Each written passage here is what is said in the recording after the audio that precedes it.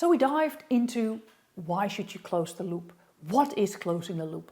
And now it's time to get to action. Everybody knows I'm always wearing my blue dress. I am very practical. I'm going to give you 9 practical ways to charge and uplift your closing the loop process. I'm going to start small and make it more difficult over time. So number 1 is the most easy to do tomorrow. Number 9 will take a little bit more time. Also has more effect maybe, but I'll leave that up to you. Number 1, here we go. Get hands-on and call customers back yourself. Yay! This is so easy. Dive into your survey base and get out 5 detractors, 5 neutrals and 5 promoters and just get back to them. Of course, it would be great if you have a script, if you get everything, but I think too many people are afraid.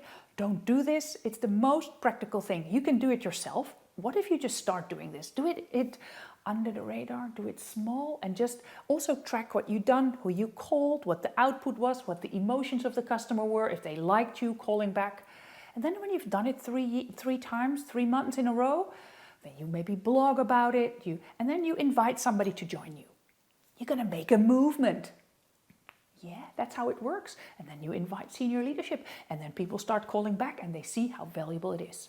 Very small, very effective. Number 2, co-create solutions with your teams. I think it's really, really important where you start with the feedback. And instead of you analyzing the feedback, I love people analyzing the feedback themselves. So make sure that you have this big Excel, and yes, GDPR rules, privacy, don't touch them, or dive deep into the systems if everybody can work with customer feedback, if that's arranged. Kudos to you. I think it's important where people find out what are the biggest problems and start problem solving, hunting with them. It could be in a World Cafe setting, it could be with design sprints. People love working together. You facilitate and people work on it. It really works well. You can do it as a one-off. My 3rd suggestion is run Friction Fridays. I have a client that every first Friday of the month, they have Friction Friday.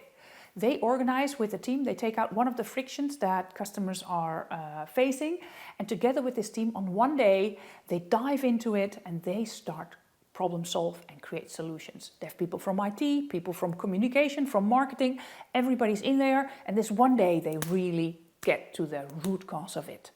And then in 1 month, it's solved. And this one day, it feels nice, and they create a movement of change, the chain of improvement. That was 3, Friction Fridays.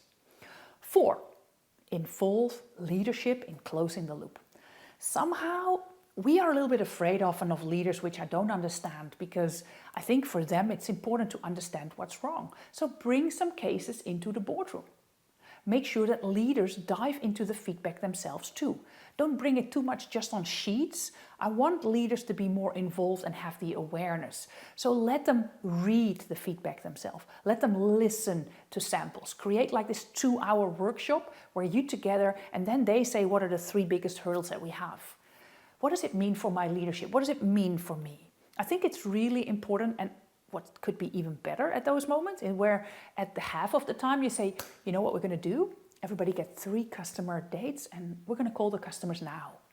I'm going to promise you everybody will be scared like shit. Yes, I said it, scared like shit. People are afraid to call customers. And don't say you should not be, because people are, but then you can have a conversation. What is it that people are afraid of? Are our customers scared? Scary? Are we scared? What's going on? But get leaders in action. That's my suggestion number 4. 5, use closing the loop for risk management. A lot of organizations are really risk averse. So why not bring the customer hurdles, the frictions, at customer risks? Have a conversation with the Chief Risk Officer how you could combine your customer feedback, where you think's going wrong, where you have maybe a branding risk, where you have a cost risk, where you have all kinds of company risks, and see how you can translate it to that. Isn't that a nice little hook? Risk aversity, and use it in customer experience. Then number 6, report on performance. What if you have we are registering what you're doing with the close the loop. What if you have rules and regulations, every detractor needs to be called back, how many surveys did we have, where do we go, how many frictions did we solve, how many times did we do the meta loop? Just put it into numbers. Oh, we had 40% of detractors and we only called back 1% of them. So we're just as bad as others. Just make it factional and just report on the numbers. The tracking, average response per feedback type, how far are we doing, but this needs to be really structured. At my time at KPN, it also required that I put the whole process and all the rules and regulations into workforce management, but then it started and I could really see the numbers and I could report on them. Number 7, turn closing the loop into a game changer. I have this great example of a company. It's MultiChoice in South Africa, in Africa, and they made a whole project around closing the loop. What they said, they created project #99. They took 99 customer issues, employee risks they saw for customers, and they put all these 99 issues in a database, and they created a whole campaign around it. It was great, with a town hall meeting, with how to solve them, with prizes, with puzzles, and leadership was involved. And in this year, they really created a movement for change. People won prizes. They saw their NPS go up with many points. They saw their number of calls go down, their number of complaints go down. And it's really an isolated project. CX should not be a project, but why don't you make your friction hunting a project? I love this example, and I love Clint Payne for being so smart and sharing it at the International CX Awards. Thank you, Clint. Then, I think it's important. This one is pretty difficult, but I think it is so important. Arrange governance. Who in your organization is responsible for closing the loop? Is there somebody?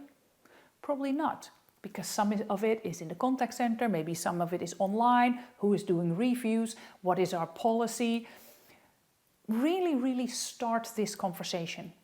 Own the process. Make sure that somebody is responsible, that somebody starts reporting, that somebody starts caring. If it's scattered around, it's probably also that the execution is scattered. Really important that responsibilities are put onto paper and then people are accountable. A RACI could work, the RACI framework, but I think it's important. I've done this process once for a large IT company and it took half a year, many conversations, because everybody sees it, and I put on a special dress like a monkey on a shoulder. Nobody wanted to really get the responsibility. But you know what was happening in daily process?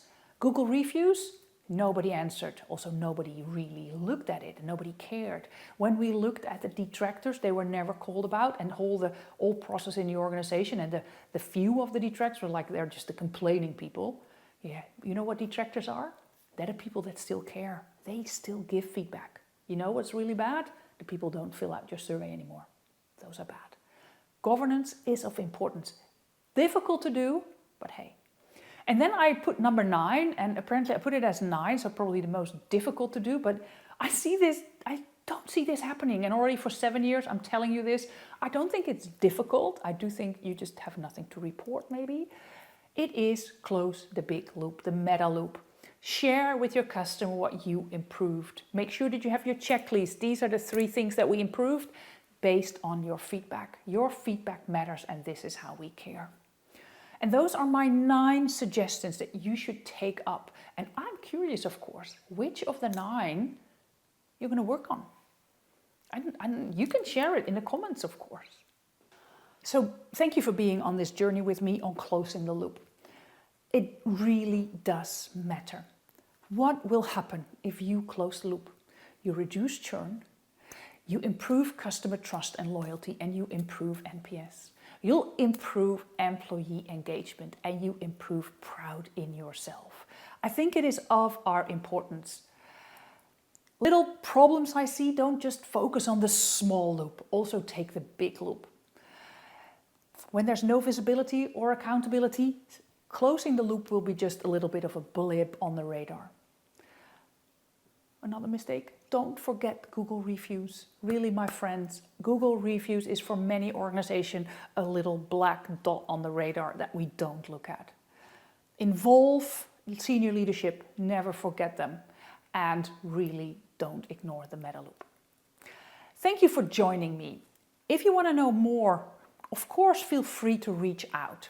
I'd love it if you like this video, and I'll close the loop with you if you put feedback in. Once a month, I check my videos on the comments, and of course, I'll get back to my customers because that's what you do when you're in CX. Are you looking for a speaker on customer experience as a true expert that has a great keynote but always tailors to the language of the organization, whether it's for your CX event or your leadership event? I'm your woman. Also, if you want to learn more about customer experience management, want to buy, for example, a masterclass, join my masterclass, know that in the show notes you find my website. It was a big joy to be here together with you today on this video, this longer video, because I think it's important that we really work on closing the loop. I wish that next year, these 100 surveys that I'm going to fill out, that at least half of these organizations get back to me. I know, I have to keep hoping.